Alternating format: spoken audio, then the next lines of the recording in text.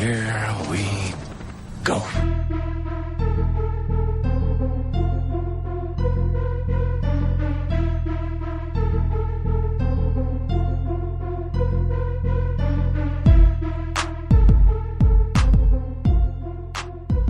Straight from the usually epic Hollywood foothills of North Carolina, it's the first ever edition of the Confirmed Crap Podcast. Yay! So, Andrew Stokes, also known as Andrew Stokes. had this great idea. Wonderful idea, actually. Epic idea. You could say that. Terrifically epic idea. Or crap idea. A couple of months ago to do a semi-informal podcast. Instead Because the of other one's really formal. So Yeah. this one... We wear tuxedos usually. Yeah. Yeah, right now I'm not wearing pants. smoke so. cigars, drink martinis. Someone escorts us to each podcast.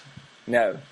This usually formal podcast we do where we review a movie, talk about what we've been checking out, bullet point by bullet point, cover with the week's epic news. This is just going to be us, unfiltered, jumping around from topic to topic. Unfiltered?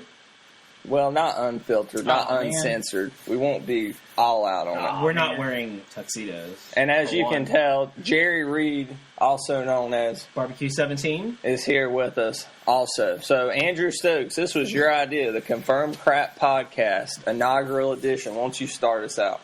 All right. South Park, The Stick of Truth is awesome. Yes, it is. I've been playing it too. And when did you buy it? I pre-ordered it, actually, but Okay. but I was busy the day it came out, so that Wednesday. Did you get anything for pre-ordering it? Yeah, I got generic pre-order stuff that you got from anywhere, Okay. and then some pre-order stuff from GameStop. They were all costumes, Okay. which actually I used a little bit at the beginning of the game, but they kind of got leveled out of them pretty quickly. So, what is it? Tell us about the South Park I game. mean, it's a very light RPG. Yeah, it's very traditional. If you think of it, it's turn-based. It honestly plays... The game it most reminds me of is Costume Quest, which was a downloadable RPG that was on... I know it was on Xbox 360, Arcade, arcade. I don't know if it was on PlayStation. It probably was. Mm-hmm. But the game most people probably would be familiar with is it really reminds you of the Paper Mario series. I mean, it captures the look of South Park, so it has that two-dimensional style as well. 2D style to it, but the combat is turn-based, like an older RPG like Final Fantasy or something along those lines. Yeah.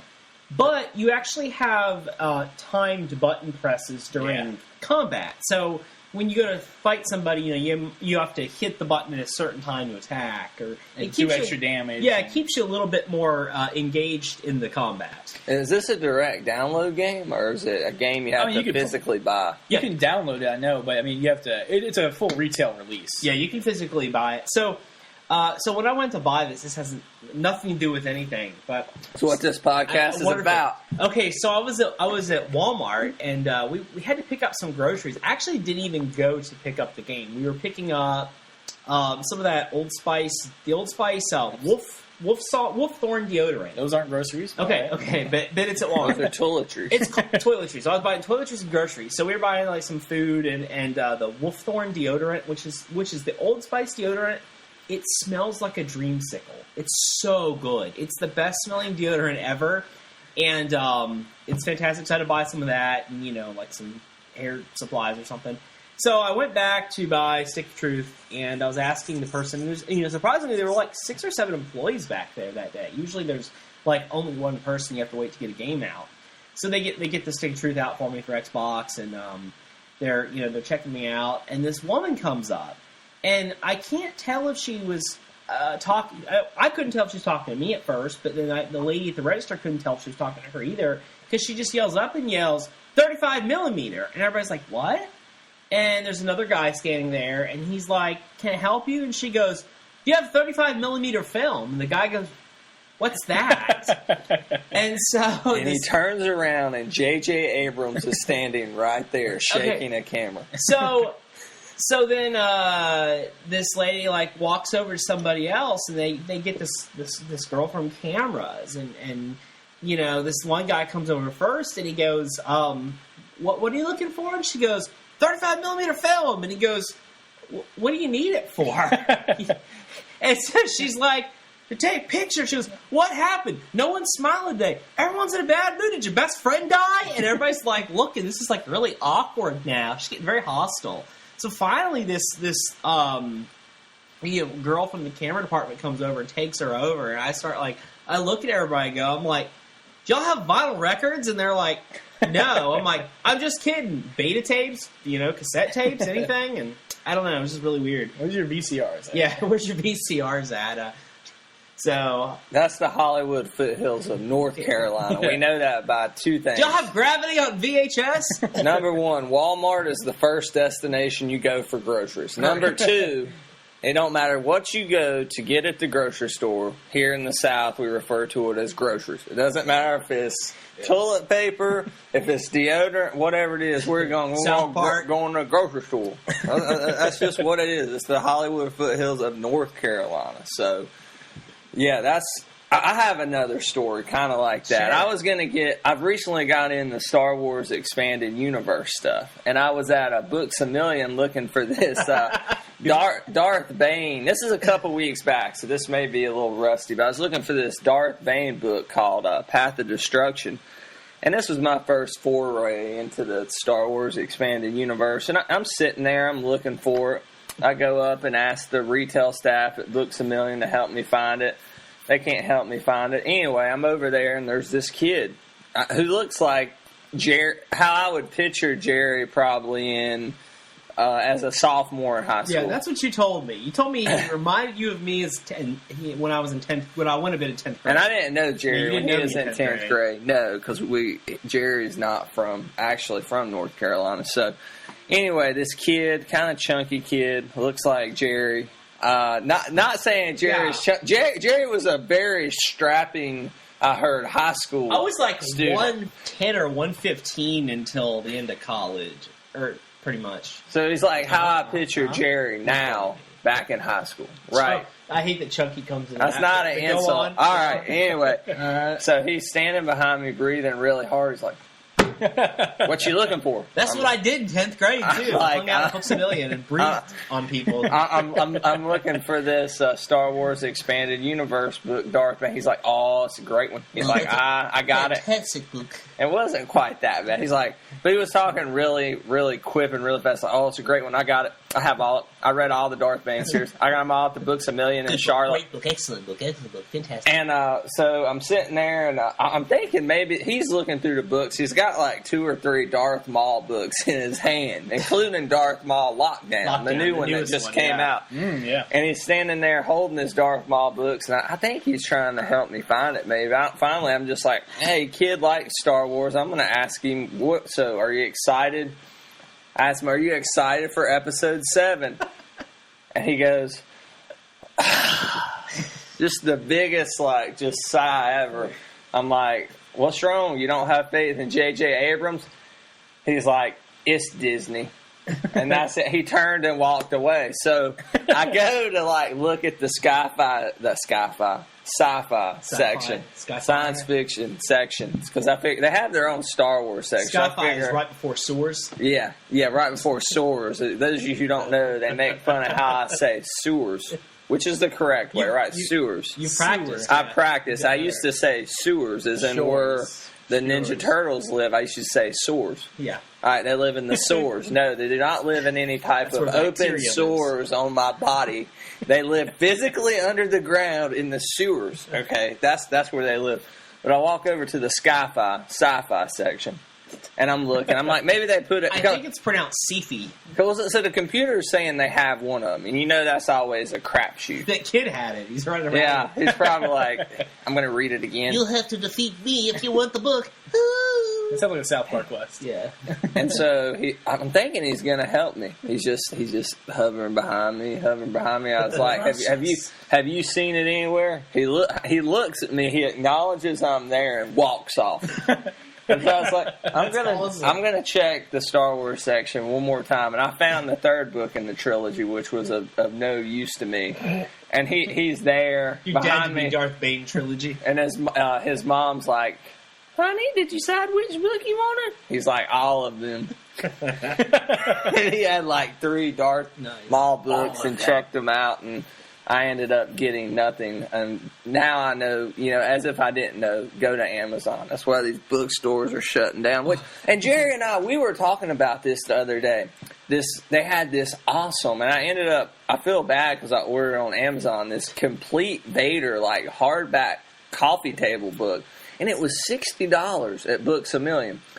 I wanted to buy it, but because I ended up getting suckered into one of those Books A Million membership clubs. After she asked me for the 13th time, I'm like, yes, for the love of God, I will take one to get a free Joe Muggs coffee. Did you get any? You didn't get a magazine or anything like Nat Geo or anything? No. But you did it because you bought the lightsaber. Yeah. I bought a Force FX lightsaber and saved like $20 on it, which made it.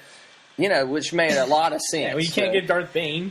That's what you get. Exactly. You substitute, right? So, anyway, where was that? What was I talking about? We were talking about the whole... Oh, the hardback. Yeah, so, the Darth Vader, it was $60. I'm like, well, I bet it's cheaper on Amazon. So, I go on Amazon expecting to find it for, I don't know, $30. Find it for $14. Yeah. And I was like, do you guys ever do this? Do you ever see something you want to in a bookstore? Yes, or all the Best time. Buy. Are you? And who? Show of hands. Of course, they can't see. Who enjoys just taking a stroll through Books A Million? I mean, we all do. Yeah. Everybody's hands up. And we're going to be very upset when those are gone, but it's kind of our fault because we'll stroll through there, see what we want, and then go and order it for a quarter of the price on Amazon. Well, you gotta think about what the price of your convenience is. Like, I don't mind picking something up if it's like $5 more at BAM, and I can get it right then. I'm like, oh yeah, I want this right now. This was $35 But more. yeah, I mean, it's just it is what it is. You know what I mean? Like, there's a reason. If GameStop costs more money, I wouldn't buy my games there. You know what I mean? But new games are $60 there. They're $60 at Walmart. $60 on Amazon with a few exceptions. Sometimes Amazon will do 55 or 50, but still, once again, if I'm in the mood to play it. Yeah, I'll pay the extra $5, $10, whatever, a little bit to run in and pick it up from the store. And Brad, the one where you talk about feeling bad, I mean, I don't really feel bad if I'm doing it at Books A Million, but it's when you go to comic book stores sometimes because like a local mom and pop so shop. we're talking about graphic novels. Okay, so graphic novels, what's your average one cost? About $15 to $20. Some of them are a lot hardback, more. maybe 30 or 25. Hardback, maybe more. Most places, the most discount I've usually seen anybody do is like 10%. Now, there is a place in Nashville that I would buy graphic novels from because they were buy one, get one half off. That's pretty good. I mean, it's pretty good when you're talking about the price of those. They sold used ones at a reasonable price. You get new ones, buy one, get one half off. So I would buy a ton. It would feel more convenient. I was supporting a place where I could browse beforehand. But when you're talking a place won't even usually give you a 10% off, and then Amazon's like half price or more. Yeah. I mean, I just can't afford to be a good customer. Plus, I'm an Amazon Prime subscriber, so it's like I ordered something today, it's here in 2 days. Yeah. You know what I mean? I remember back in the day, I mean, probably like 2007, 2008, me and Andrew and I used to go down to Books A Million. Your parents, weren't they members of the membership club? Yeah, they or were members whatever? of the club. And I remember I bought a crap ton of the Ultimate Marvel graphic novels because they were like, buy two, get one half off, or buy two, get one free. Or something. Yeah. Which was a good deal, but because I was trying to catch up on it too. I was reading Ultimate everything back then. But nowadays, and Jeff Loeb came and destroyed everything. Yeah, that's right. Back in my day, Ultimate Universe. Guess what, guys? They're rebooting it. The Ultimate Marvel Universe is rebooting for a third time this month. Wow! With a new Ultimate Spider-Man, a new Ultimates, and a new Ultimate FF Fantastic Four. Are they rebooting it in what way? Is Miles still going to be Spider-Man, or is it Peter Parker back? Miles is still Spider-Man. Okay, that's fine. But so I hadn't been not rebooting it. I was reading Ultimate Comics Spider-Man, and then all of a sudden they tied it into some big Galactus crossover where they crossed over with 616, and it's like, I'm out of this bull. I mean, I thought that was the point of. Well, I mean, they had the 616 Spider-Man crossover already, which was supposed to be that good. was cool. I read that. That was like a limited series. That was fine. This was asking Galactus, me.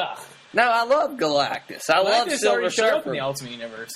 Yeah, he did it, but this was like a big, like multifaceted event. It was called Cataclysm. It's the big event that will change everything for a couple months. Yes, and then they retcon it like a month later. Speaking of Spider-Man, a couple weeks ago, Brad and I were going to watch. Oh yes, we were going to watch Machete Kills, and the Blu-ray would not work on my player. So despite an update, which Jerry did not know his Blu-ray could update. This hooks to the internet. Wow, I didn't realize that. Yeah. It wasn't actually a Blu-ray. He was trying to shove an actual machete into his Blu-ray. Like, why isn't it working? But let's speak about this experience, because it was one of the most excruciating nights of hanging out with the friend I've ever had. And it wasn't your fault, Jerry. It was Mark Webb and Andrew Garfield. I'm so glad you opened this Pandora's box. You've seen this movie multiple times. Okay, I got 2 Mark Webb stories. You only know not Blu-ray. Mark Webb. I got 2 Andrew Garfield stories. All right. I want to get your opinion, Jerry, before we get to Amazing Spider-Man and our epic thoughts on that. I want to talk about Andrew Garfield and the Oscars. Okay, I don't know if you guys heard this story, but you guys know Bat Kid. He's the kid who had leukemia and Make-A-Wish closed San Francisco, let him play Batman. He also got to be on Good Morning America and take down an actor who was playing the Joker, and it was pretty cool. So the Academy invited Bat Kid out to the Academy Awards. Pretty cool. And they said, hey, it'll be a good idea. Let's have Bat Kid and Spider-Man team up and kind of do a little mini DC and Marvel crossover and present an award, or just do a little skit in between awards or something. So anyway, Andrew Garfield shows up. This is in front of Bat Kid, as far as I know. Or it may have not been. This may have been they had contacted Andrew Garfield first, or they write all these little monologues out, the guys at the Academy do. Absolutely. So Andrew Garfield didn't like his monologue with Bat Kid. So he decided or his little skit. So he decided he was going to rewrite it. So he rewrote it. And I don't know, they said it was borderline inappropriate to do with like a 6-8-year-old kid. And they said, well, Andrew, we can't do that. All right, you're going to have to go with these lines. And he's like, F this, F that, I'm out of here. He's like, this is bull. And like they had to call Chris Evans to fill in at the last minute. Did he do Captain America? Yeah. Okay. So, he's a much better. I mean, to me, Andrew Garfield, as if he wasn't dead to me after the first Amazing Spider-Man. This guy's like dead. Andrew Garfield is not the problem. No, but there's a rumor though. There's a rumor that he dates Emma Stone in real life. I did not know that. Yeah, he does. Which plays another Gwen reason Stacy to like Andrew Garfield and the films. But there's a rumor that Emma Stone had a personal emergency. Wait, like she did the bathroom? Which means she probably wanted to have sex with him, so he had to leave. I don't know. No, there's a rumor. What are you talking about? Had a personal. Is this at the Oscars? No, this is his reasoning. He's doing air quotations. No, this is a reasoning for him not wanting to do skit with Bat Kid. This is what. So he could have sex with Emma Stone. No. She had like I was joking about that. She had like a legit personal emergency. Yeah, family emergency. Yeah. Okay. Supposedly. And that's why he couldn't do the skit with the Bat Kid. The milk has gone bad. But if I'm Andrew Garfield, okay, and this is out there about me, especially with the new Spider-Man about to come out, don't you have your reps come out and officially release a press release? We apologize to Bat Kid and any misunderstanding. And I know, but he could have said I had a personal emergency. My girlfriend was in trouble. So I don't know. That sounds like a typical Spider-Man excuse. Doesn't he know with great power comes great responsibility? He is freaking Spider-Man. He has a responsibility to this kid. Not in that movie. Captain America was there. That's right. They never said it in that freaking movie. My blood pressure is like about to bull here. Calm down, Brad. But before we get into that movie, which we're not reviewing it or nothing, we're just going to crap on it. This is a confirmed crap podcast. Where's hate watch? However, does that affect if an actor does something like that? Mel Gibson, no, it doesn't carry over into your enjoyment of a role or film they play. It depends on what they do, but I mean, Mel Gibson's done some dumb things, and I still like some Mel Gibson films. So I'd like to think so, but honestly, it usually doesn't. I mean, for me, you usually have to have already a reason that you don't like the person or the I already film. did. The Right. first Amazing So then Spider-Man. it cements it for you. It cements your... It's like Michael Bay gives it horrible, and people are like, I'm done with Michael Bay. Well, I think there's two levels because you have Christian Bale getting drunk and mouthing off at hotel rooms. Kiefer Sutherland still does that. He's the Christian Bale's in the Bruce Wayne role. He's trying to throw people off the scent. So that's all right. He's saying the character. But the thing is, like, that's like him. Christian Bale is affecting his life doing that, getting drunk at in a hotel and pitching a fit. He's not, affecting a kid, crushing a kid who has leukemia's hopes to meet Spider-Man. And so did that kid really want to meet Spider-Man that bad? Would he rather met drunk Christian Bale? I would have. Non-drunk Christian Bale? I'm not a bad kid, so. Yeah. But anyway. You got to meet Chris Evans. Yeah. I like to meet Captain America. Did he wear a costume? No. Well, never mind that. Yeah. I think what happened was they got Chris. This happened before Bat-Kid flew out. Chris Evans shows up. Bat-Kid's like, the human torch! That's what I was But Chris Evans ended up doing something on stage, not with Bat-Kid. Instead, the Academy took Bat-Kid and his family to Disney World or something like that. I think that's World or land? Disney, I think it was in Florida. Land doesn't Disney count. World. Okay, World's in Florida. All right, so that's that. You can, what somebody does in their personal life, take it with a grain of salt, believe it. There's all kinds of reports out there. If they're a great actor, sometimes you can completely forget about that kind of stuff. So, to sum it up, Amazing Spider-Man, bad.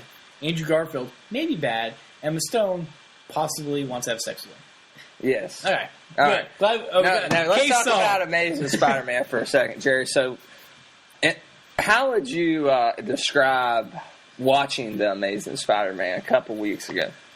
Because he's never seen it. Okay, well, let's start this out by saying that Jerry, he got hit his head as a child, doesn't like Spider-Man really. So okay, but he doesn't hate him as much as he leads on. I don't know. I'm starting to feel like he might. All right, so let's throw some things out there. I loved the animated series in the 90s. That was who did? Yeah, that's probably my. Despite the lack of dance scenes, that it was good. One of my favorite cartoons. In the time when X-Men was on and stuff like that. Spider-Man, so much Power Rangers. So Spider-Man was one of my favorite cartoons then. I was a really big fan of the first two Sam Raimi films, and I even liked parts of the third one as well. I like parts. There was enjoyable parts, yeah. But then there was dancing in the kitchen scene. I do like to go around and pretend I'm swinging on webs, even if I'm not somewhere high. What about Spider-Man films? What are you talking about? I like to pretend like I'm. You like swinging on webs even when you're not high.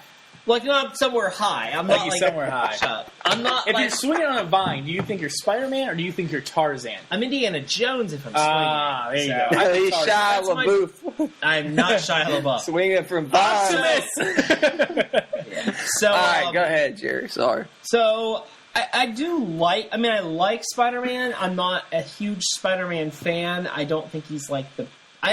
He's not. He lacks the mental issues of someone like Batman. He's not in my top 10 superheroes. That's crazy. And for me, is there any Marvel characters in your top 10? I would say that Wolverine would definitely be in my top 10. Old school Wolverine. Hopefully not new, loves all the children Wolverine. Gather around, kids. Wolverine's here. I don't know what Wolverine that would be. So. Hugh Jackman. Yeah. Wolverine and the X-Kids. Captain America and Iron Man would probably be Andrew's flipping Jerry off with a Wolverine glove right now. With a spider so Captain America, Wolverine, and Iron Man would be in my top 10. Excuse me. And maybe Hulk. Respectable. Okay. Hulk over Spider-Man. Whereas Andrew and I, Batman is my favorite, but Spider-Man's like 1B. Like his competes for the top. Spider-Man's my favorite overall. I mean, Spider-Man competes with Batman, my fiance, my family for things I love the most in my life. Like, it's close. Wow. Good thing that neither your fiance nor your family listens to this podcast. Whereas Andrew, he's your favorite hero, bar none, right? Bar none. No bars allowed. Spider-Man only. Okay, so we prefaced that. Now, Jerry, continue. Okay. I'm not sure. I was just basically saying that I don't. You haven't actually given no opinion about the film. You just said you don't love Spider-Man. So part of it is one that I've tried to forget it. The second part is I felt really underwhelmed by the movie a lot of the time, and I'm trying to think the best way to put it into words. It was fragmented. There were some some parts that were really good. Yeah. I thought that when Andrew Garfield was in the costume and things like when he's saving the kid that falls off the bridge and he's in the car with him. And the high school scene, high school fight. That was pretty good, yeah. I love it. Yeah, some of the high school fight was okay. Okay. Well, I mean, okay, it was good. It was a whatever. okay part. Terrible film. The part where he's, little tiny knives. I mean, once again, that was a really funny scene when he's kind of using the power to, his spider webs to attack the guy. I liked a lot of the things. Too bad they gave that reveal completely away in a trailer for the movie. Oh, they the put tiny it over and over knives. again. Yeah. But the overall, I really did feel the movie was disjointed because I just didn't really think the lizard storyline was that significant. Can I interject for a second? Go for it. No. It kills me that we had Dylan Baker, who they built up for 3 movies as Kirk Connors and the Lizard, and built on his relationship with Tobey Maguire as Peter Parker, and we're just going to throw him in the crapper. Yeah. It was And a then, reboot. I know it was a reboot, but hold on. But let's just say, for argument's sake, Until for Crazy's build up as Eddie Brock, I don't see him anywhere. that Sam Raimi builds up. There's a 4th Spider-Man movie, all hypothetical, where they build Dylan Baker up as Kirk Connors, which they did, and he becomes the Lizard. Yeah. Well, we've established this kind of emotional relationship, which is what drives the Lizard character in the 90s show. That's the very first episode. What drives it in the comic book is that Peter knows Kurt personally, and they've developed a relationship over, let's say, at least a couple of months. He knows he has a family, and he has a son and a wife, and even going back to, I believe, his first appearance in Amazing Spider-Man number 6, I believe. And here, I can't remember the guy that plays Kirk Connors, but he's an asshole. He just shows up. He is dry as I don't as you can get at. I mean, he's just terrible, just flat, no emotion whatsoever. He's just a dick. And how am I supposed to give a crap about this character? And it's like they hinted that. I mean, they tried to hint at you getting some sympathy because he was an amputee. I need more than that. Well, no, I'm saying I know they what tried, you're getting at, but they just didn't ever really cement him enough so that you understood why did he want to turn people into lizards. I mean, that's a pretty big... Because he's a villain, duh. Yeah, but... Yeah. for being how they've handled other villains pretty well. Well, to say, one example, I think, is Spider-Man 2. In one film, they kind of built up Doc Ock and Spider-Man's relationship at the beginning of the film. Oh my! A whole hour of establishing that character and it worked development. Well. It worked really well. It made you emotional. Doc Ock's telling Alfred Molina's telling him how he met his wife, and they're relating as scientists and all of this. And here, there's nothing to the Kirk Connors character. Honestly, I mean, the whole film, which it didn't seem complete. Here's one of the other things. Well, I heard they left a lot of the movie on the cutting room floor. Yeah, I heard they were trying to partway through they're trying to stretch it to 2, and it's it shows, unfortunately, if that's true. So here's 2 other criticisms I have of it, and then also. What about Captain Stacy? That's got to be one of yours, right? Okay, here's 3 other criticisms that I have of it. Okay, so I'll jump up the Captain Stacy one first. So I'm sitting there thinking, this guy is just terrible. Dennis Leary plays Captain he seems Stacy. like a villain. He seems like he's abusive to his family. The way he's sitting there talking to him, and Brad's he's supposed to be a good guy. You're supposed to like him. I'm like, this guy's a jerk. Talking about the Captain Stacy character, not Dennis Leary's performance. Yeah. So I'm sitting there thinking, come on. Usually with Commissioner Gordon or somebody, they do a great job of balancing. This is a good person who tries to be by the books, who tries to handle things, professionally and responsibly. They just come and make this guy look like he just dumps on his family. I'm like, this guy probably goes in the other room and just abuses people. He just seemed like that kind of personality, just from the brief way you see him, portrayed to Peter.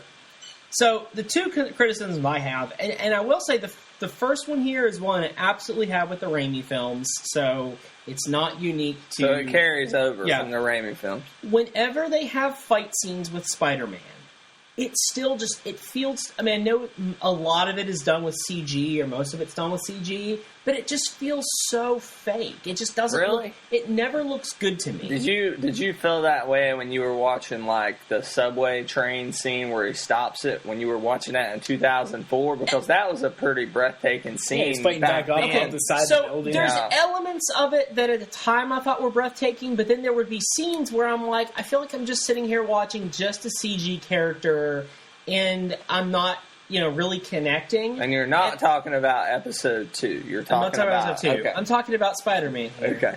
And I felt the same way in this one. There were whole scenes where he's fighting the lizard. I'm like, I feel like I'm just sitting here watching 2 cartoon characters. Just go back and forth. That's one of my main problems with the entire Transformers trilogy, basically. Yeah. Especially, like, people complain about the human characters in the Transformers films. Once you get into 2 and 3 and you just have the CGI guys fighting, like, I don't know. Especially when they're racist in the second one. I just don't understand. Like, I can watch a CG cartoon. Like, I love Transformers Prime. Yeah. Everybody's CG in that. I have no problem. But, like, when you get into films, it's just like, ugh. Sometimes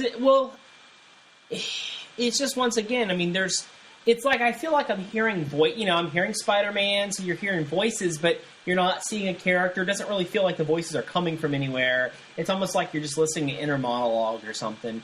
So that was one of the problems I had. The other one, it just wasn't a very fun, exciting movie. It wasn't, no. And that's, maybe it was so dry. Maybe that's less of a problem with me as a 30-year-old viewer. But I'm sitting here thinking, with all these superhero movies, we want them to be good. There was no hook. There wasn't that opening scene that's like, oh my gosh, wow, there's high stakes here. There Like the wasn't a bank robbery scene. But also, I'm in sitting Dark here thinking, kids love Spider-Man. And so many of these superhero movies, the whole thing is that the merchandising is a massive part of it. I'm thinking, would kids even find this movie entertaining? Would a younger version of myself find this movie entertaining? Apparently people did, because we're in the minority. Like, a lot of people I talk about love this, even more than the Raimi. I'm a Spider-Man fan. I'm an Andrew Garfield fan. I'm an Emma Stone fan. Totally underwhelmed. I'm the Mark Webb fan. I love 500 Days of Summer, but we're talking about people that we're not talking about casual Spider-Man fans here. We're talking about them and other people. We're talking about everybody. And one of my best friends, who was a diehard Marvel fanboy, kind of like Jerry is with DC.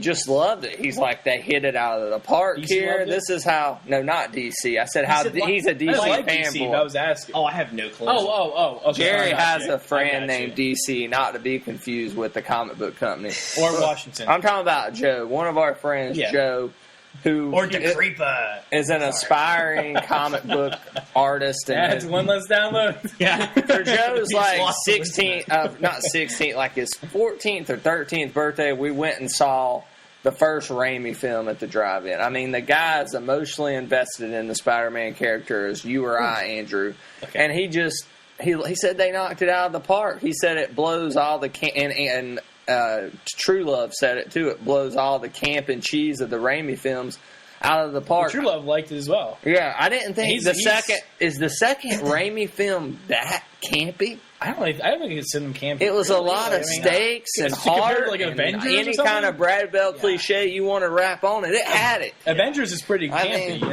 like more than Spider-Man 2, I would say. Yeah, definitely.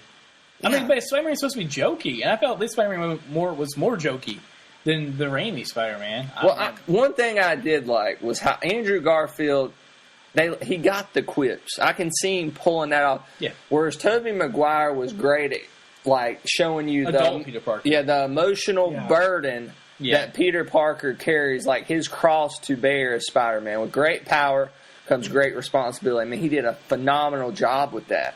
However, you have Andrew Garfield, who did a phenomenal job with in the suit, quipping, and things like that. If we could have that kind of small... We hadn't hit Spider-Man out of the park yet. Nobody's got the emotional cross to bear thing and the quick wit that Spider-Man uses when he's fighting his enemies. We hadn't seen that meshed on screen. I doubt we'll see it with Amazing Spider-Man 2. So a little fun fact for you. The first time I watched... when I first watched the first Spider-Man film, I watched in a little theater across the street from where they filmed scenes of the Hunger Games. Yes, it was a local theater here. Really? And okay. Have you seen Hunger Games? No. Okay, well, there's a part in the beginning of the film where they're selecting children for the Hunger Games. That was filmed across the street from that old theater Katniss Everdeen was in the Hollywood foothills of North Carolina. And no one told me Jennifer Lawrence was here in this town, and no one tells me until she's gone. We used to have How am I supposed to stand a chance against these Hollywood guys if you guys don't help me out? Like, what's going on? Two Carmike theaters in our town. One was at the mall. It was probably the better of the two. Then we had one closer to downtown. I always went to the downtown one. They had since merged and made a very nice stadium with all digital, nice theater. I remember when we would used to ask Mom to go see movies, she'd be like, where's it playing? It playing at the mall or is it playing at the dump? She called that theater the dump, and we wouldn't go if it was at the dump. We rarely went to the mall one. I went to this is one of the reasons they eventually closed down and we got that bigger one. Now, granted, I was watching the Digimon film in theaters. The Digimon. So that's one of the reasons we were the only people in the theater. But when we left, we were the only people in the entire theater. No one was in any other movies, and all the people that worked there were out in the parking lot hanging out. We were literally the only people in the building. So weird. Yeah. So can I say one other thing about the lizard? About Digimon, sure. Yeah, go for it. Rhys Ifans, who played Kirk Connors, the Lizard, the Amazing Spider-Man, he went on the press junket for this, and he showed up drunk at several appearances, verbally abusive. Well, he saw the film already, so. Yeah. Toward fans and toward reporters. And I was telling Jerry this while we were watching it, somebody asked him how did it feel to take over the role after Raimi built such an emotional, built up Dylan Baker as Kirk Connors with Peter Parker. And this guy, Rhys Ifans, says, who the hell is Dylan Baker? Who the hell is Dylan Baker? Nah, he didn't say that. That's a joke. But he's a complete jerk, so...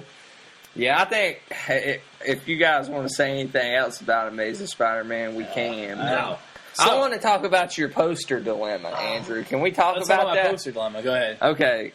I mean, you can set it up. Do you want me to talk? I want to talk about it. I want to hear about it. Well, have you heard about it? No, I haven't heard about it. I collect Mondo posters. Ugh. You know it. I love it. Ugh. I love their Brad Bison sells Mondo posters. He's an official art trader now. No, yeah, exactly. Art connoisseur / dealer. I'm in Monuments, man. I say Monuments Man is now his favorite film. Yeah, and ironic, they didn't make a Mondo poster in Monuments Man. That would have been a great Mondo You'd poster. think they would. Yeah. Oh, well. However, anyway, so South by Southwest Festival, they're doing, Mondo is doing a poster for the new Godzilla film. They did one last year for San Diego Comic-Con. Epic poster. I'll look up the artist here in a minute. San Diego Comic-Con was pretty good. It was a good one, but this one is, the superior Mondo poster. Oh my goodness, it's so good. It's so cool looking. And like Andrew has crapped on Mondo, and they're limited edition bull crap. That's one of the reasons I'm probably not going to get this poster, even though I love it. But Andrew calls me up the other day. He's like, "Brad, I really did it. They did it. They made a poster I want, right, Andrew? Why do you want this poster? It's just a good-looking poster. It's Godzilla. Do you have a picture of it? I'm going to pull it up. I want to see it. I love Godzilla. The new film looks great, and this poster looks good. The new film does look fantastic. So, that's it. Well, no, but Andrew's dilemma is, has, he's a single guy, has his own house here. Mm-hmm. The Hollywood foothills. And the Hollywood foothills. And so rent's cheap in my own home. And, I'm looking through Andrew's walls, and it's kind of bare around here. Yeah. Oh, yeah, that was my dilemma. It's kind of bare. I think over behind the Christmas tree would be a nice spot for that is buy Andrew a gift day tree, all right, and it is fantastic. So, anyway. I have forgot my gift at home. I forgive you. But I'll bring it. Buy Andrew a gift day can be celebrated at any time during the year, honestly. It's just typically around March 15th. However, I'm telling Andrew's like, I can't put this poster up on my wall. I'm like, why not? If I got this poster, I want to get it professionally framed, looking nice. But then, I said, where am I going to put it? You're going to walk into my living room. On this you're wall. You're going to walk into my living room. There's nice furniture, a TV, and then the Godzilla poster. That's the only thing on the wall is Godzilla poster. Well, but it's like a bachelor pad. I'm not sure what the problem is. What's the dilemma? I would have to get more posters. 1 second, guys. The poster is by Phantom City Creative, and I'll describe it. It has destruction, smoke clouds creating a Godzilla, and it has if you Godzilla. Haven't seen it, Google South by Southwest Godzilla. That's pretty nice. And it has I like how they do the credits along the side. That's very unique. And they're using that little Godzilla, the new logo, and it's and it has the Japanese saying Godzilla and the actual Godzilla. It's cool. It looks comic booky as well. I think it's really cool. It's one, and it's by Phantom City Creative. I believe they did the last Godzilla Mondo poster. The Comic Con. They're kind of their own group that does. They did a Back to the Future set for Mondo. They did a Halloween poster for Mondo. I mean, they've done some good stuff. Jerry's literally opening my Star Wars Black figure. My figures that I ordered from BigBadToyStore.com as we speak. You want to review it, right? I do not understand Jerry and Andrew. What's the dilemma besides, I know it's a lot of money. Because you have to end up getting these off of eBay. If I could buy it from the store, I'd probably buy it and get it framed. But I understand that. Not wanting the money is money. I understand that, but I don't understand the display problem. My balls are so bare. Like a collection can start with just one. That's the problem. That right, I don't need a collection. Right there. I'm pointing at part of your wall would be a good spot. People come in, or maybe just above the games and stuff. There, it could look really good right there too. So, well, I mean, it's an idea. I'm not opposed to it. Brad will sell you a Halloween Mondo poster, then you have two. With a low price of how much? I'm looking for $1,000 on that one. $1,000? Which I think I'm going to end up selling it for $950. $999. I think I'm going to end up selling it for $900 or $950. It's just, I wanted to ask you guys about something.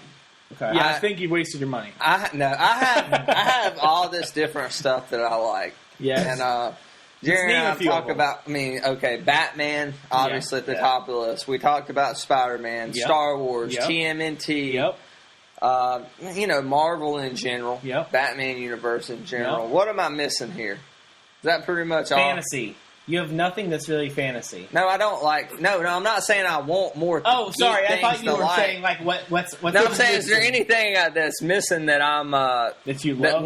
I'm just missing off the top of my head. I don't think so. TMNT, Star Wars, Batman, as far as nerd, you're really into football as well. Power Rangers. Oh yeah, and that can get nerdy. Power Rangers is on there for sure. Show.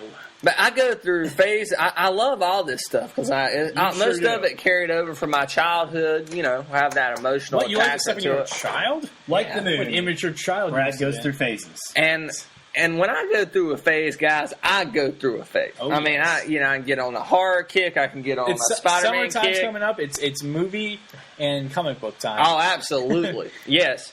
And when I go through phases, I go all out. Right now, I'm on a Star Wars kick. I'm reading the Darth Bane novel. I got the Star Wars encyclopedia from my fiance as a gift. I bought some of the premium formats. I got a Darth Vader and an Anakin Skywalker premium format figure. We talked about Star Wars Black Wave 3. Yeah. Have you seen Chewbacca from Wave 4 packaged? No.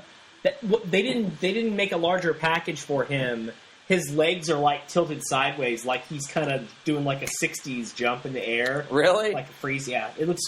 I mean, the figure looks okay. My question is, I don't favor one of these things over another, but do you guys go through these kicks like this? And what's the dumbest thing you've ever bought when you were going through one of these kicks?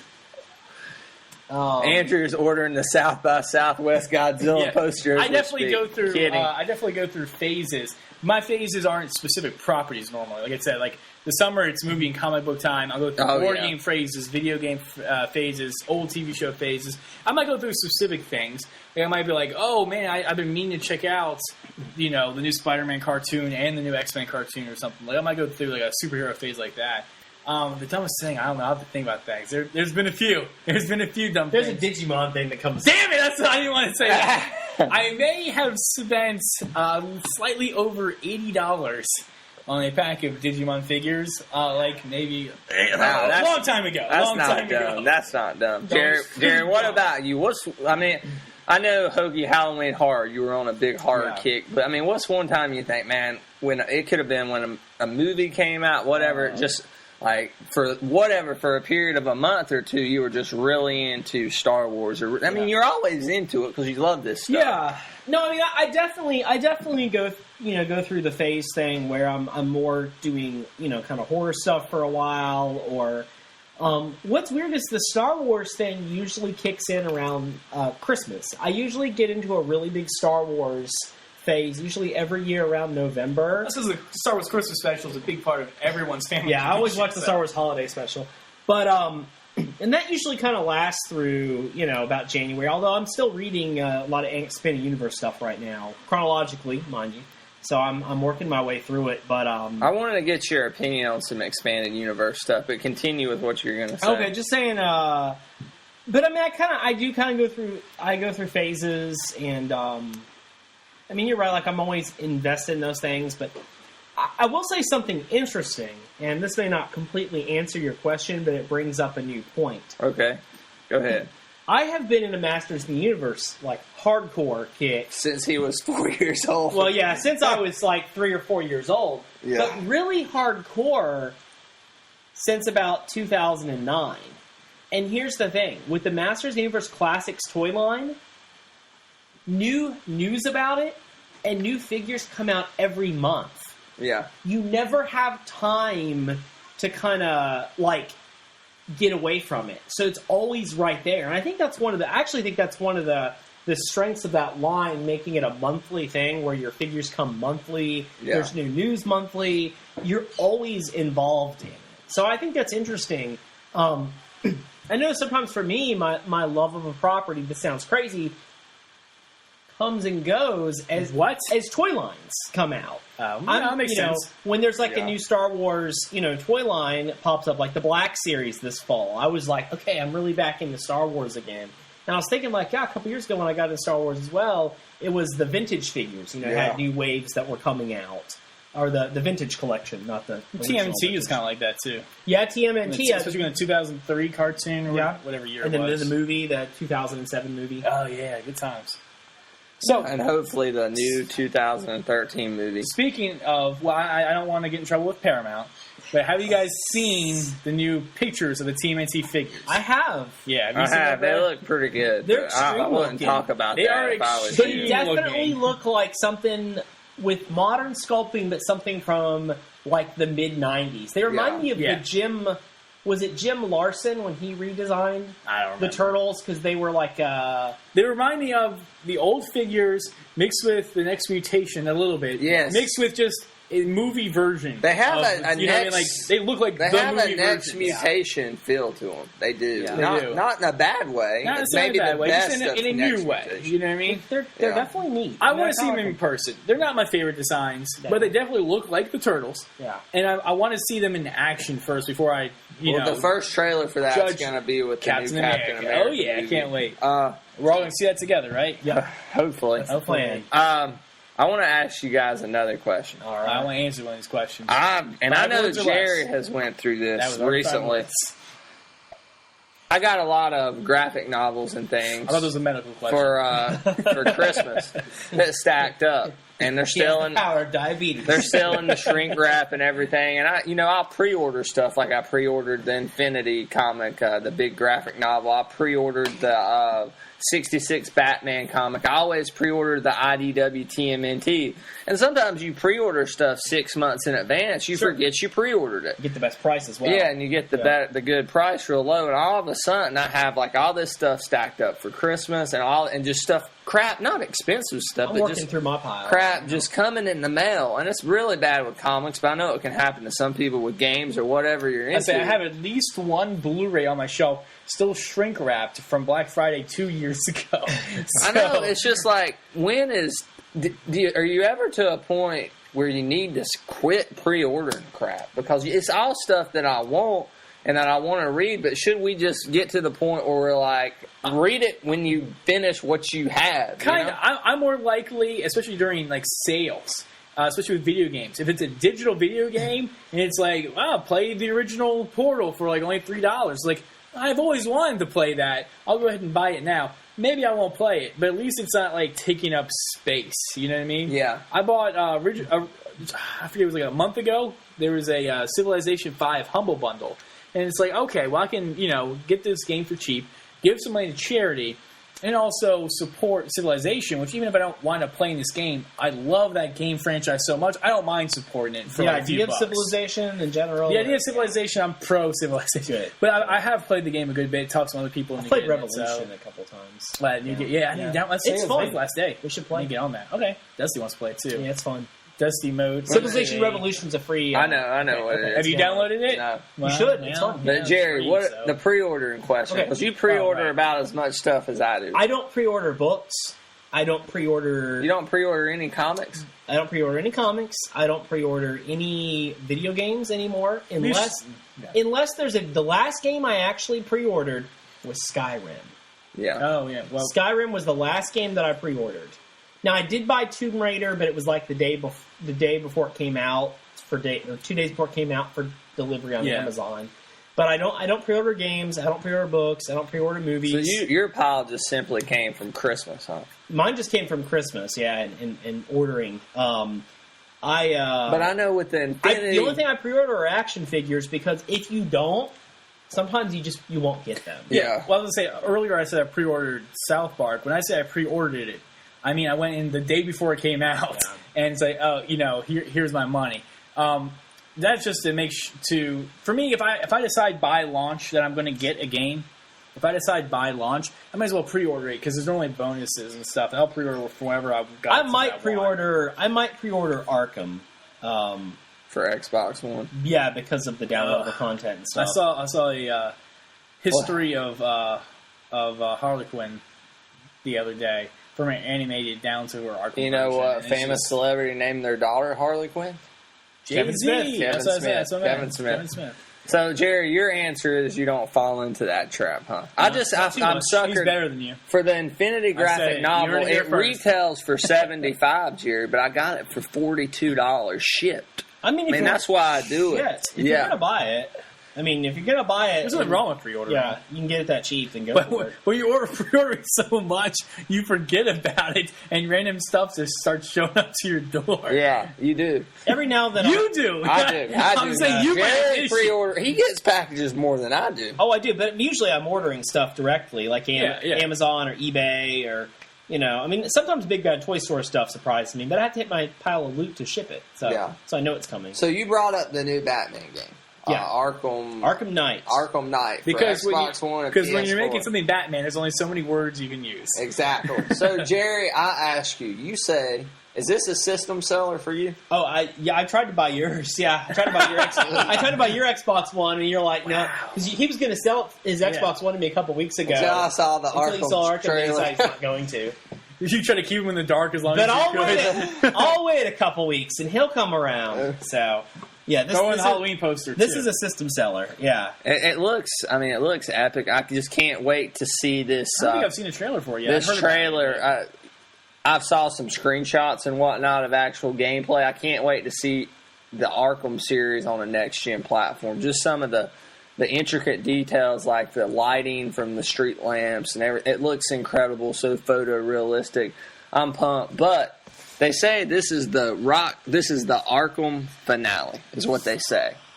I'm not buying that one bit. They're going to keep churning out. As far as the Rocksteady trilogy goes. Yeah, there's going to be a Justice League game and probably something else like that. But this will probably be the end of this particular style. And it's kind of like the Batman films. Yeah. Those are the end of the trilogy. It's like, but Batman's not. They'll probably jump in with something else that's maybe we know Kevin Conroy's back. Yeah. Yes! Maybe Well, we knew Kevin Conroy was back before. Yeah. He accidentally let that slip. We just didn't know what project it was. Exactly. Specifically. But we know it's next gen, so at least we're going to get shiny new graphics. But Ooh, is the Arkham? You played all the Arkham games, Jerry. I played them all too. I played most of the first one. That's true. Yeah. I mean, basically the plot of this one is Scarecrow releases all the inmates of Arkham. All your favorite Batman baddies are out there, which you've already beaten in other games. Is this going to get repetitive? I don't think so. Well, does every Batman comic get repetitive? Sometimes, of course not. yes. Actually, in this one, Killer Croc is trying to turn everybody into lizards. So I'm thinking, too, once again, we're going to see probably Man-Bat is my guess. Hopefully. I think Man-Bat will be in this movie, or this game. They're so intense. They're like a film. They are like a film. They are. I'm kind of wondering, too, who else they'll bring in. I mean, some people were commenting the whole father and son dynamic that's in the trailer between Thomas and Bruce Wayne. Wouldn't that be a perfect inroads to bring in Damian Wayne? Oh, man, that would be epic. I would love that. Damian What Wayne. other Robins have they brought in so far? Dick since Dick's in there as Nightwing, then the other one's obviously Red Tim Robin Drake. was in there too, right? He's not called Red Robin; it's just Robin, but he's got a hood. That's on. Tim Drake, Yeah, right? yeah, Tim Drake version. So Jason Todd is. I've been on record before Red on this Hood has not been on podcast. there. Damian Wayne's my favorite Robin. That's crazy. By far. That's crazy. To me, he is That's- Hit Girl as Robin, and the maturity that. He's cool. Don't get me wrong. I like all the Robins, honestly. But that's. I know Dick heresy. Grayson. He is Robin. Okay, he's the original he is. quintessential Robin. Yeah, but I mean, Damian's my favorite. He's the one I'm most entertained by. Man, not just because he's Bruce's son. No. He is. Dick Grayson. Andrew prefers Carrie Kelly, but she's Carrie good Kelly's too. not an official Robin. She is now in the official New 52, though. She's not as Robin. She may have just been added as an official Robin, but she was not prior to this. No matter what. Speaking of type Batman sidekicks, I got to read the sneak peek at Batman Eternal, which is going to be that new weekly series. It was in Batman 28. series. Yeah, 52 weeks. And they introduced Batman's new sidekick, which isn't a Robin, but it's Harper Row as Bluebird. That's so cool. I should have brought you that issue, Jared. And I remember you telling me that because I had just reread the Arkham or the Batman trade paperback number 2. The Night of the Owls, where it has the Harper Row story in it. And I'm thinking, like, they're making her too important to not do anything with her. So I'm absolutely glad that they brought her back. And I mean, it's refreshing to have how many, like Jerry brought this point up. We've seen a million Robins. Do we really need to see another Robin at this point? No. This Bluebird seems like a hybrid of Damian and Hit Girl from Mark Miller's Kick-Ass series. So it's Damian and Hit Girl mixed together. Damian, so it's even better than Damian. Damian, Hit Girl, and like Dick Grayson, kind of like all rolled in one. That's how I describe Bluebird. But I mean, she's older too. I mean, she's a character who, at the time of her first, how old? She's like 16 or 17, isn't she? She's not like 24 well, or anything. At the time of her first thing, her brother was in high school, and she was the older sister. Well, she's like a college and age. she was legally emancipated from her family. Legally a man. Emancipated. That's what I said. So she had to be cut at off. the time maybe only 17, but now she's probably like 18, 19, 20. So she's a little older than some of the Robins have been. But I mean, she's very tech savvy. Yes. You know, very much. Her brother is, I mean, he's a gay character, right? So, Stephanie Brown. That's an official Stephanie Robin. Brown is an official Robin. Stephanie Brown. which she was introduced in this issue as well. Which is this the first time she's been in New 52, Jerry? I think this will be the first New 52 intro. Actually, I don't want to spoil the issue. I was going to give some details. Wasn't her name originally Spoiler? Yeah. Stephanie Brown? Spoiler was, one of the first. And she is Spoiler in this. She is not a Batgirl. Yeah, she took on... and I'm hoping that we... she should be Batgirl. Because she was Spoiler, and then she was Robin, and Bruce then Wayne she became Batgirl. Bruce Wayne should be dead. Dick Grayson should be Batman. It's all getting messed up. The whole thing. Well, it's so tough to tell. Speaking of something that's convoluted and messed up, and I want to get Jerry's opinion on this. This is not the relationship hour, Brad. No. Not in personal relationships. Heyo. Here it is. All right, guys. I was listening to the Force Cast earlier this week, and they were discussing. They have a podcast completely dedicated to Star Wars books, graphic novels. I thought it was like surely the physics podcast. All EU Star Wars stuff, expanded universe stuff, and they have said that. Jerry explained to me there's different levels of Star Wars canon. You have the films as first and foremost, then the Clone Wars, then like the books, and then different levels. Well, we don't know how things are going to be with the canon going from here on out, but apparently what they had come out and said is anything that Disney does in the expanded universe in the Disney era is officially canon. There's no levels of canon in the new Disney era. How does the latest season of Clone Wars fit into that then? Is that considered Disney or is that still holdover? That's still old. Okay. And we're still waiting to see how that's going to figure in, how they will rule. He was sneezing. How they will rule on previous canon stuff, if they will say, all right, this Old Republic stuff is canon, or if they're just going to use it to say, hey, all that stuff's not canon, and now everything we are doing is canon, which I think would piss a lot of people off, Jerry. You have people who have read these books and comics and watched these shows and played like The Force Unleashed for years and years and years. How do you feel about this? Well, I mean, yeah, they've been canon to an extent, but the level of canonicity to them has always been dubious. Yeah, definitely. I mean, if you go on like some Star Wars message boards, like there's some of them you're not allowed to discuss expanded universe things or give reasons that are expanded universe because they're not considered the highest level of canon. Like you can sometimes you can only talk about the films or things George Lucas has said. Some of them you can only talk about the films and then TV shows. Some of them you can talk about, the book. So I'm not really bothered by it. My biggest thing is going to be, is Disney going to try to limit access to these things by saying, like, we're not going to reprint these books anymore or let them be reprinted? Oh, that would suck. I better get the rest of those Darth Bane books. I mean, that's my biggest concern is if Disney wants to say we just want to start this over, I'm fine with that. I'd be fine if Disney came in and said, we're going to just say that everything post Return of the Jedi is no longer canon. That would make sense. What about, there's so much like Knights of the Old Republic era that would just be, I don't want to wipe that out. I agree with you. It could get really redundant. Yeah. I'm sure every fan is going to consider whatever they consider canon. Like if there's a new Knights of the Republic game and BioWare, whoever develops it, wants to assume the other ones the are Knights canon. of the Old Republic's like an era. We're talking comics, Yes. we're talking games, we're talking books. One of the most annoying things to me, and Star Wars is probably the worst offender of this, is to question something in a movie and a fan tell me that it's explained in a book or it's explained in like an alternate version of the movie or this, that, or the other thing. I like to judge movies for movies, and if there is some like sort of hole in the plot, you know what I mean? I might accept something, but it doesn't change the film itself for me. So, me personally, I don't know. I feel like, film canon is film canon anyway. Yeah, and the films have always been the highest level of canon. I really personally, if you're asking me what I would like to see done, is since all the new films, well, I guess they're going to do the old spin-off films, but at least the main series.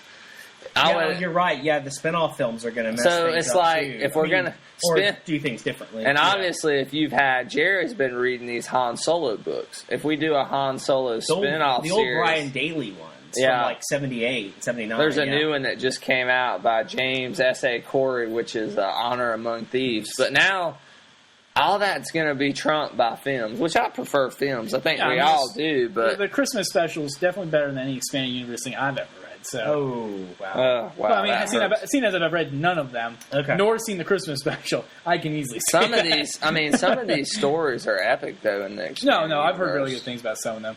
I like to quote little expanded universe facts. Like, did you know that Chewbacca's son was a Jedi? I like to say stuff like that. I didn't know that. Andrew you're welcome told to that. me that. A yellow lightsaber. Did you know Lando taught Luke Skywalker to make hot chocolate? No. True story. And when the Yuzon Vong came through and destroyed multiple worlds in the galaxy, they destroyed a planet where cocoa beans were manufactured. And so this is crazy. And so there was like a whole shortage of hot chocolate. Did you know that Batman didn't realize C-3PO was a dude? True story. That happened. Yeah, I saw it in the film. It's canon. It happened in a movie. Happened in a movie.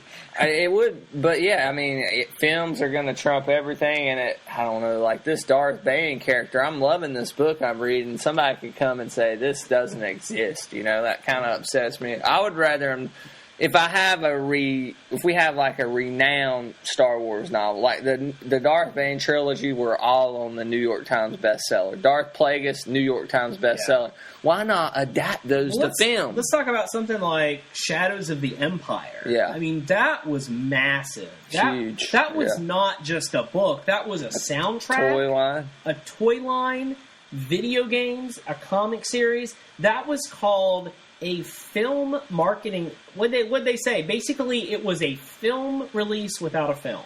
Yeah. I mean, was the way they treated that. They milked that.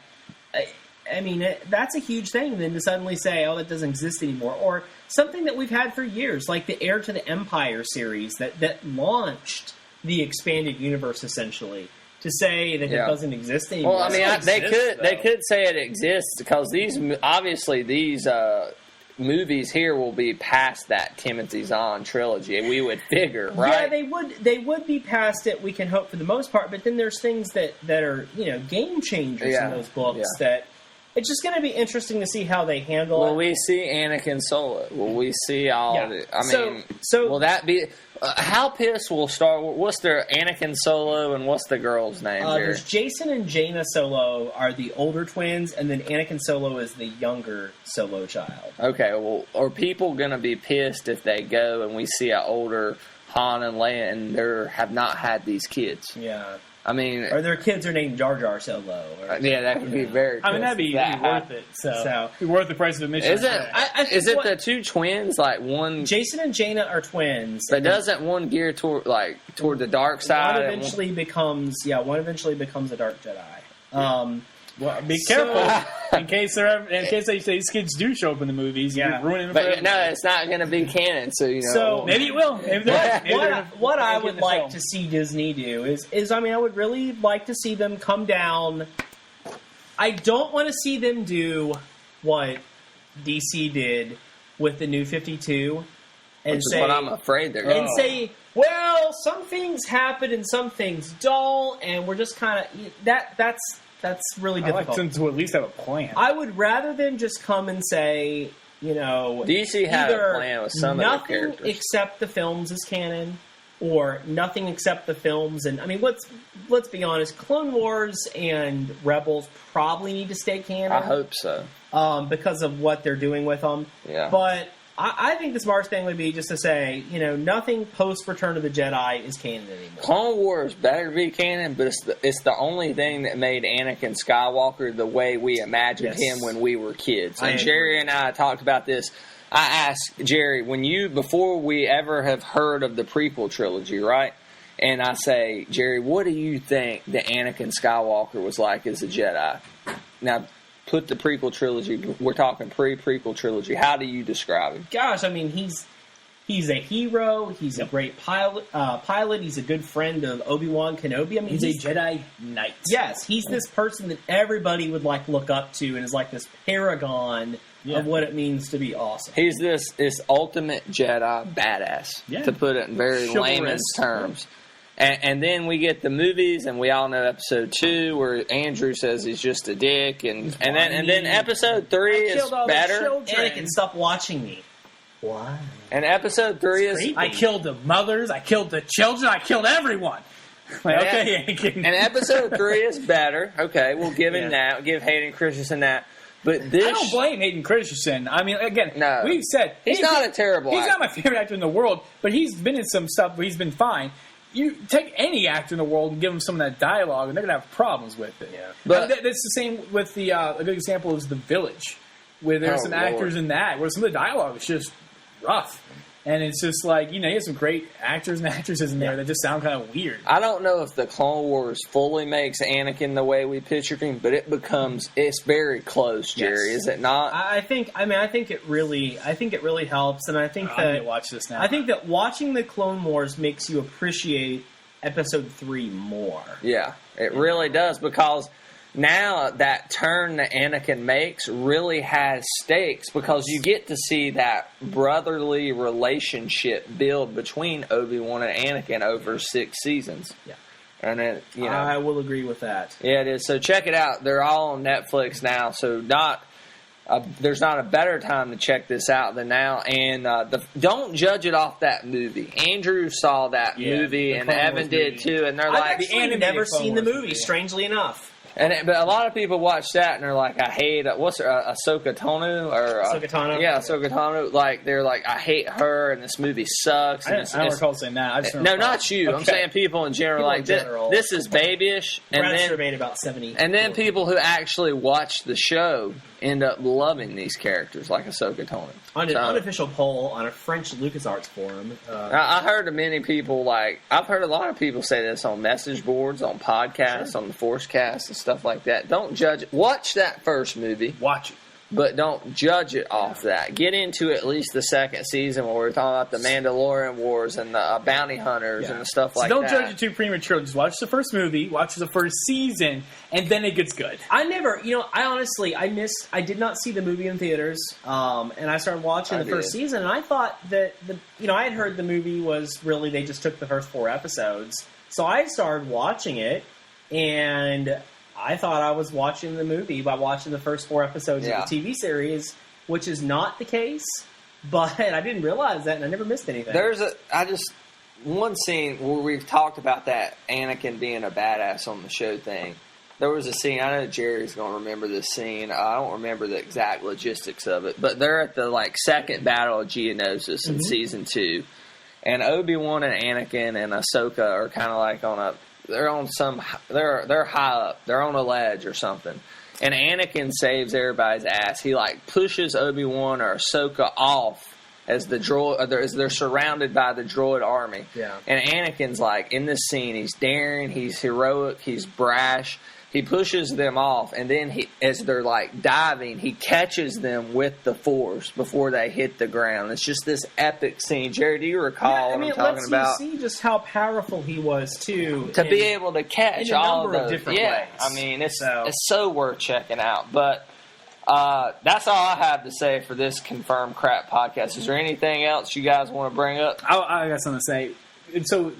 We are in the Hollywood foothills of North Carolina. Yes. And I believe it's the end of May, George R.R. Martin is coming to Charlotte, North Carolina. For those you don't know, the Game of Thrones creator. So I've been on a Game of Thrones kick. Author. I mean, I'm on book 4 now.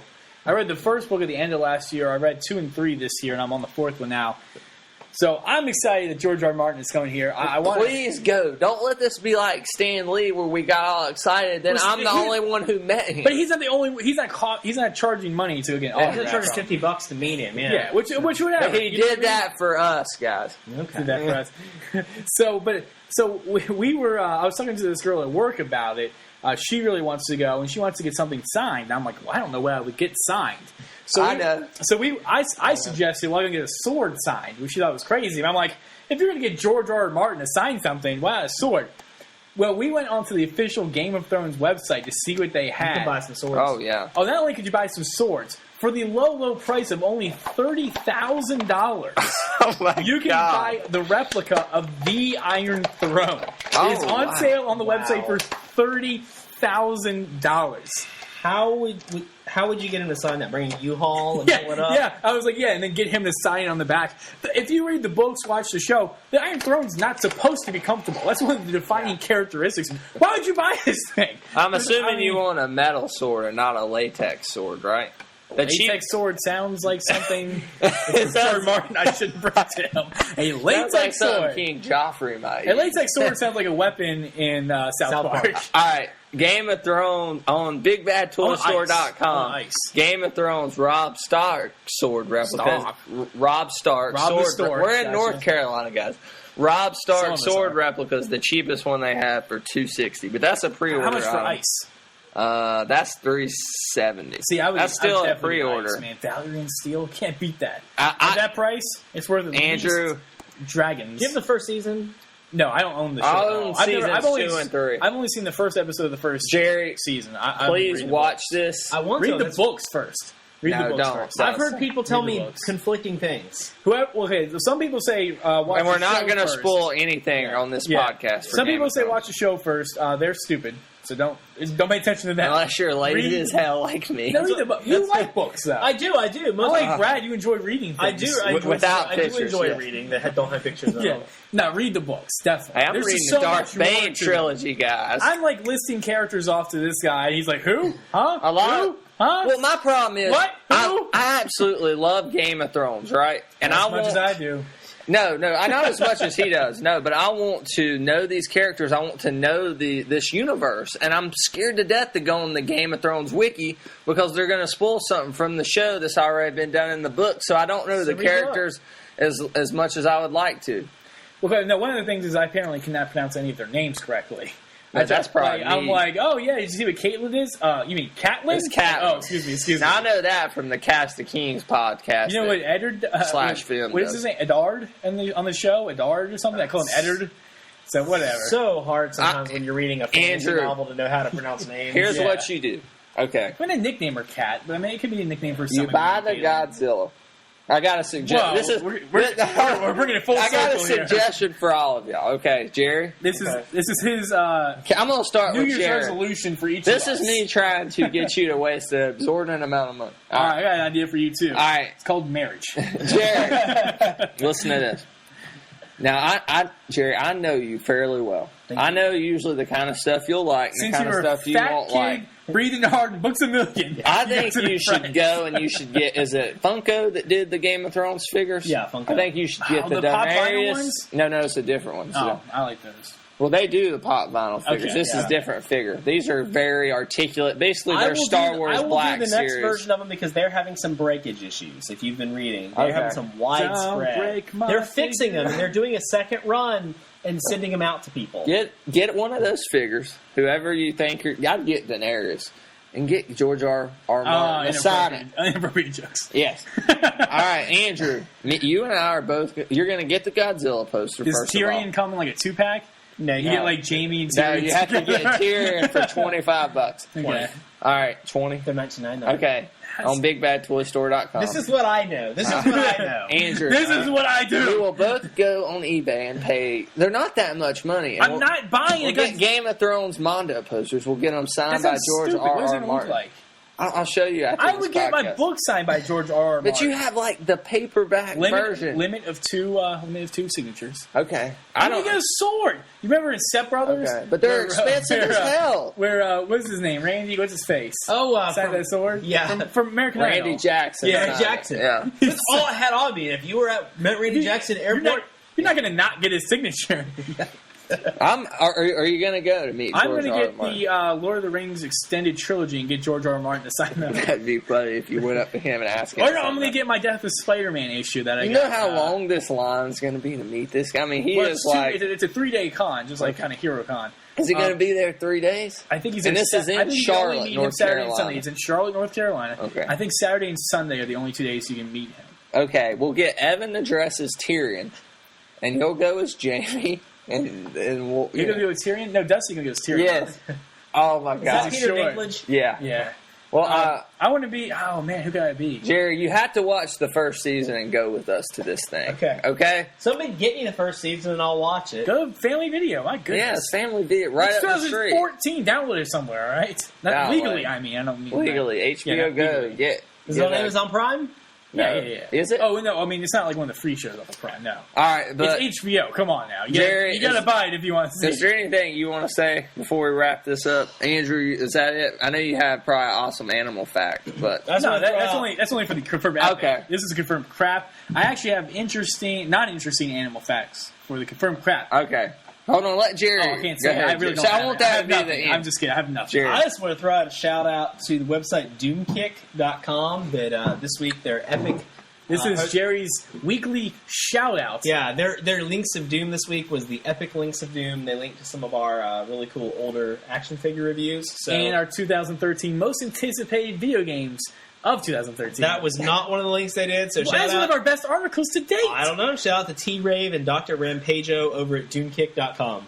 All right, Andrew, you good? I'd like to personally give a shout-out to my two friends here. Barbecue 17... And who the hell is Brad Bell? Who the hell is the real Brad Bell? Who the hell Bell? The real Brad Bell. All right, so that's going to wrap up the inaugural edition of the Confirmed Crap podcast. Jerry, where can people find more of your stuff? Always at theepicreview.com. That's www.thepicreview.com. What about you, Andrew? You can follow me on Twitter at CrysJuggernaut. And some people may think I don't post anything, but I'm pretty sure I may have recently retweeted something. I honestly don't know. But follow me anyway. I think I thought about posting something the other day, and it was really funny. You can also find my stuff at The Epic Review. That's epicreview.com, where you can find great articles like the most anticipated games of 2013. Spoiler, not all of them came out in 2013, nor have I played probably half of them. But man, they were fun, the half I may have played. As for me, you can find out just who the hell the real Brad Bell is at theepicreview.com, where I post epic news, mostly daily. Try to keep on top of that. I'm writing articles, movie reviews when we find movies that we actually all can find the time and really want to see. You can follow me on Twitter at therealbradbell, REEL, Brad Bell. And guys, shoot us an email. Leave comments. Shoot us an email. Send us questions for this or the other podcast, whatever. Send us questions. We will read your question. We will not answer it in any sort of meaningful manner, but we will read it, and we will talk about things. Also, and I think this is a good time to talk about this real quick as we wrap up on the Confirmed Crap podcast, guys. We're doing this on our own dime. We're doing it on the side. We all have other careers and whatnot, or going to school or whatever. I have multiple careers, actually. So and I'm working on and as far as the podcast, we can only afford so much hosting. So that's why you'll find 2 or 3 episodes at a time on iTunes. If you search TH Epic Review, you'll find us on iTunes. However, we have archives of all the previous episodes, and we've had listeners email us and want to get older episodes. So if you want an older episode, you can get it. Just email us at thepicreview@gmail.com. And we have a new donate button as well. Yes. And some people have been asking, what does that go towards? I mean, it's coming out of our own pockets to help host the site, host the podcast. Everything we do is just out of our pocket. And we'd like to, continue to be able to do the website and the podcast and not, be a stress on us financially. And then also to improve both the website and the podcast. Absolutely. I think the biggest thing we initially want to do is have a better way to record podcasts. Yes. Definitely. And also to be able to pay for more hosting so you don't have to email us if you want. So we can keep a back catalog of all of our episodes. So you can go on and just download any episode that you want. That's the main thing I'd like to do is upgrade our Podbean account. Yeah, no one's getting money from the donate button. No, we're not. We're not, absolutely. The donate button's not even getting We did have money. a donate. We had somebody donate. We want to thank Bob Reed of Tennessee for donating. Thank you, Bob. Thank you, Bob. We appreciate your Hollywood support. Foothills of Tennessee. That's right. Well, anything else, guys? I think that's it. So, the first ever edition of the Confirmed Crap Podcast. What do you give this edition of the Confirmed Crap Podcast? I think it's a Confirmed Crap Podcast, but I had a hell of a time. I think it's confirmed epic. I confirm it crap. I'll give it an and a half. And a half. That's fair. And with that, from the Hollywood foothills of North Carolina, we are out.